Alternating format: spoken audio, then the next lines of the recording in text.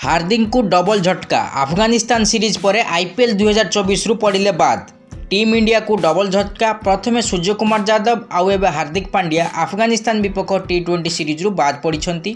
तेबे बीसीसीआई किंबा हार्दिक पांड्या पक्षर एने कौन स्पष्ट भाव सूचना दि जाए।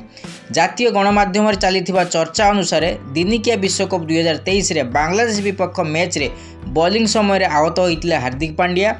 बॉलिंग समय एक बॉल को रोकवा जाई आहत होते हार्दिक, जहाँपर तांको विश्वकप टीम रु बाद दिया बदल प्रसिद्ध कृष्णा को सामिल करा जायथिला।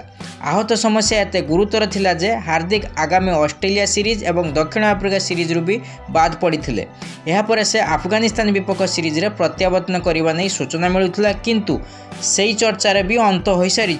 आहत समस्या बहु गुरुतर रही, तेणु एते शीघ्र हार्दिक पड़िया को फेरिबार आशा रही नहीं। पूरा सुस्थ होगापाई हार्दिक को आहरी समय लगिबो।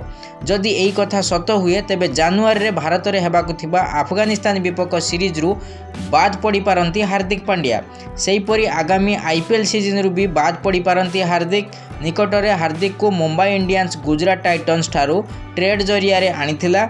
आउ एहा परे रोहित शर्मा को हटाई हार्दिक पांड्या को अधिनायक दायित्व देइथिला फ्रांचाइजी।